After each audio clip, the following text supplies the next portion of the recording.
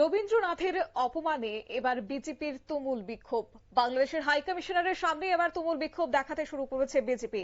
রবীন্দ্রনাথের বাড়িতে ভাঙচুরের তীব্র প্রতিবাদ দিল্লিতেও দ্রুত কড়া ব্যবস্থা নেওয়ার দাবি উঠছে এই মুহূর্তে।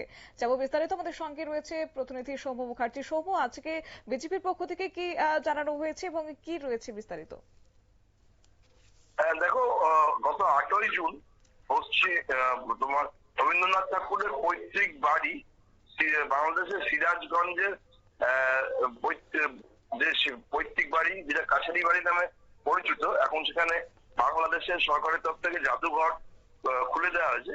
বাংলাদেশের অন্যতম দর্শনীয় স্থানের মধ্যে ওই জায়গাটা রয়েছে। সেইখানে মোটরসাইকেল ফ্রিকে নিয়ে দর্শনার্থী ও জাদুঘরের কর্মীদের মধ্যে বচসা হয়। আর তারপরেই পরিস্থিতি উত্তপ্ত হয়ে ওঠে। কাছারি বাড়ির নিরাপত্তার দায়িত্বে থাকা কর্মচারীদের মারধর করার পাশাপাশি শাহজাদপুরের ওই কাছারি বাড়ির প্রচুর জায়গায় ভাঙচুর করা হয়, দরজা জানলা ভাঙচুর করা হয়।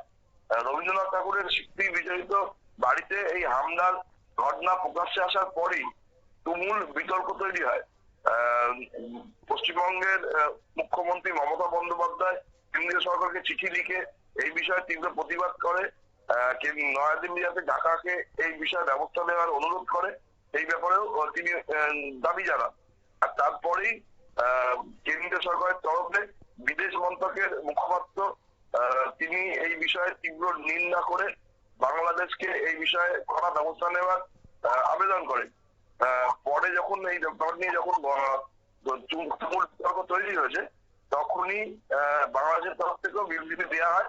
তাদের স্বরাষ্ট্র মন্ত্রকের তরফ থেকে বলা হয় যে বাংলাদেশ নোবেল বিজয়ী রবীন্দ্রনাথ ঠাকুরকে ভাষাগত ও সাংস্কৃতিক ঐতিহ্যের অবিচ্ছেদ্য অংশ হিসেবে মনে করে।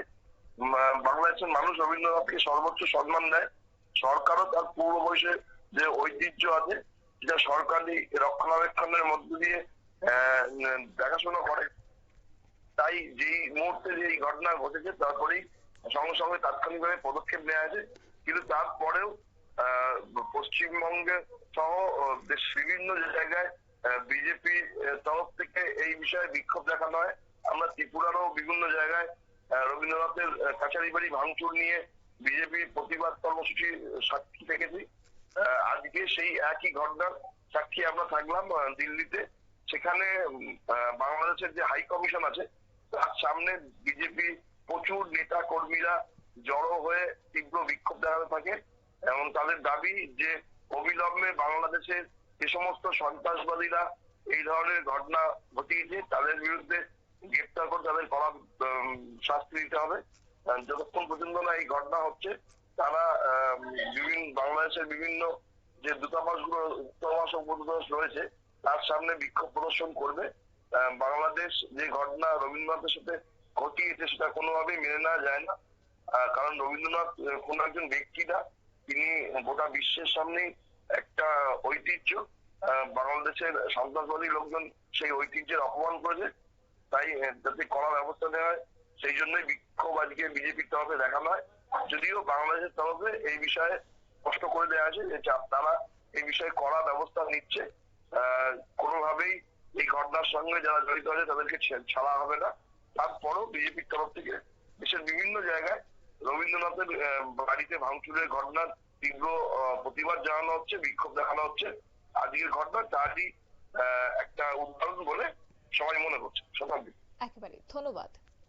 অর্থাৎ রবি ঠাকুর বিরোধী কাজের প্রতিবাদে বাংলাদেশে কিন্তু রীতিমতো একটা যে ছবি ধরা পড়েছে, তাতে করে গোটা দেশ জুড়ে একটা প্রতিবাদ শুরু হয়ে গেছে। ভারতের বিভিন্ন জায়গা থেকে প্রতিবাদ জানাচ্ছেন। আমাদের ত্রিপুরা রাজ্য তার ব্যতিক্রম নয়। পাশাপাশি পশ্চিমবঙ্গতেও একই ছবি। আজকে দিল্লিতে সেখানে দেখা গেছে যে বিজেপির বিক্ষোভ এবং বাংলাদেশের হাই কমিশনের সামনে তুমুলভাবে বিক্ষোভ দেখিয়েছেন এবং যারা এই ঘটনা ঘটিয়েছেন তাদের বিরুদ্ধে এবং পাশাপাশি ইউনূস সরকারের বিরুদ্ধে একরাশ ক্ষোভ এবং নিন্দা জানিয়েছে। নিয়ে নিচ্ছি ছোট্ট একটি বিজ্ঞাপন বিরতির সঙ্গে থাকুন।